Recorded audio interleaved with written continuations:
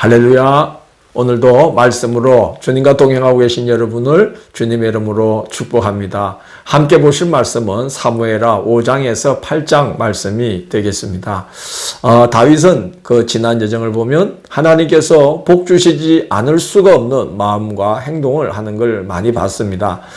사무엘하에서도 그 일들이 이어지고 있는데요. 비근한 한 예를 들면 베산 성벽에 못 박혀 있던 사울의 시체를 길라 야베스 주민들이 시신을 가져와서 수습을 해주게 되는데, 이는 길라 야베스 주민들이 전에 사울이 왕되었을 때에 암몬 족속이 길라 야베스를 침략해 왔을 때에 길라 야베스 주민들이 사울에게 도움을 청하자 사울이 전령들을 이스라엘 전역에 보내어서 군사를 소집해서 길라 야베스 주민들을 암몬 족속의 공격에서 구해준 일이 있습니다.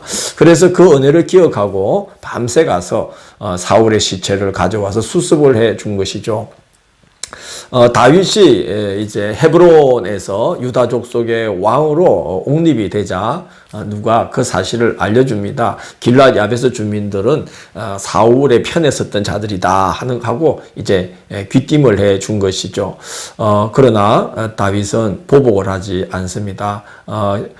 길라 야베스 주민들에게 전령을 보내어서 너희가 선한 일을 한 것이다, 그렇게 칭찬하면서 나도 그러므로 너희들을 선대하겠다, 사울을 선대한 것처럼 나도 너희를 선대하겠다 라고 약속하면서 안심시킵니다. 오늘 본문에서도 하나님께서 복 주시지 않을 수가 없는 다윗의 행적들이 이어집니다. 다시 말해서 다윗은 한결같이 복받지 않을 수가 없는 마음가짐과 태도를 한결같이 유지하고 있었다는 거예요. 다윗은 통일 이스라엘 왕이 된 후에 여부스 사람들의 성읍인 예루살렘을 정복해서 나라의 수도를 삼습니다. 사실 다윗은 대단한 일을 한 거죠. 오늘날 세계적인 그 이목이 집중되어 있는 도시 예루살렘, 그 예루살렘이 세계의 중심이 되는 그 첫 단추를 낀 사람은 바로 다윗이라고 볼 수가 있죠. 여부스 성읍을 정복해서 다윗의 성이다, 시온 성이다, 이렇게 이제 이름을 바꾸면서 이제 그 나라의 수도로 삼는 일을 시작으로 주변 나라들을 차례대로 이제 정복하여서 그곳에 수비대를 두고 조공을 바치게 할 정도로 이제 강국이 됩니다. 주변국들이 함부로 넘볼 수 없는 강력한 통치력이 다윗을 통해서 발휘가 되는 것이죠. 그런데 5장 10절과 5장 12절을 보면 이 여정에 있어서 매우 중요한 두 가지 사실을 정언하고 있어요. 5장 10절을 보면 만군의 하나님 여호와께서 함께 계시니 다윗이 점점 강하여 가니라, 이렇게 기록되어 있고, 5장 12절을 보면 다윗이 여호와께서 자기를 세우사 이스라엘 왕으로 삼으신 것과 그의 백성 이스라엘을 위하여 그 나라를 높이신 것을 알았더라, 이렇게 기록되어 있습니다. 다윗은 강력한 통치력이 발휘되는 이유를 알고 있었는데, 첫째는 하나님께서 자신과 함께 계시기 때문이라는 것을 알았다는 거예요. 둘째는 하나님께서 백성들을 위해서 이스라엘을 강력한 국가가 되게 하셨다는 것을 다윗이 알고 있었다는 겁니다. 연전연승하다 보면 사람이 자기 힘과 능력으로 그렇게 되었다고 착각하기 십상입니다. 그런데 다윗은 자신과 이스라엘 백성들을 긍휼히 여긴 하나님의 은혜 덕분에 통치력이 강성하게 발휘되고 이스라엘이 강력한 국가가 될 수 있었다 하는 것을 잊지 않고 알고 있었다는 거예요. 다윗은 또한 하나님을 향한 열심이 특심했습니다. 예루살렘의 성막을 세우고 아비나답의 집에 모셔져 있던 하나님의 궤를 성막으로 메어 옵니다. 처음에는 서두는 바람에 하나님의 궤를 아비나답의 집에서 수레를 싣고 예루살렘으로 이제 끌고 왔어요. 그러다가 이제 수레가 덜컹거리는 바람에 이 아비나답의 아들 우사가 그 수레를 그 하나님의 궤를 손으로 붙들다가 하나님께서 치셔서 하나님의 궤 곁에서 그냥 죽어버리는 참사가 일어납니다. 그래서 너무 두려워서 오던 중에 오베데돔의 집에 그 하나님의 궤를 이렇게 놔뒀다가 그 하나님의 괴 덕분에 오베데돔의 집이 복을 받았다는 소식을 듣고 다시 이제 하나님의 괴를 예루살렘으로 메워오게 됩니다. 근데 이제 한번 놀라서 그런지 두 번째는 이제 어떻게 해야 되는지를 자세히 살핀 것 같아요. 그래서 이제 하나님의 괴를 어깨에 메어서 이제 오게 되는데, 어깨에 맨 자들이 6걸음을 옮기면 또 거기 소와 살찐 송아지를 제물로 드리면서 제사를 드리며 정성껏 메어옵니다. 그리고 괴가 성으로 들어오게 되자 다윗은 이제 너무 기쁜 나머지 옷이 벗어지는 줄도 모르고 하나님 앞에서 막 뛰놉니다. 그 하나님 앞에서 막 열광했던 것이죠. 기뻐서. 그리고 이제 다윗은 성전을 짓고자 하는 마음을 갖게 됩니다.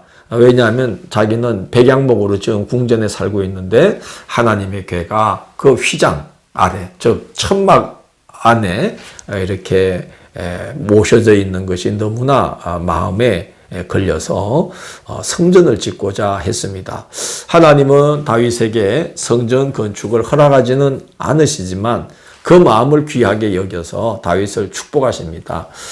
첫 번째는 네가 가는 곳마다 내 모든 원수를 네 앞에서 멸하여 편히 쉬게 해주겠다 약속하시고, 두 번째는 내가 너를 위하여 너의 집을 굳건히 세워주겠다는 거예요.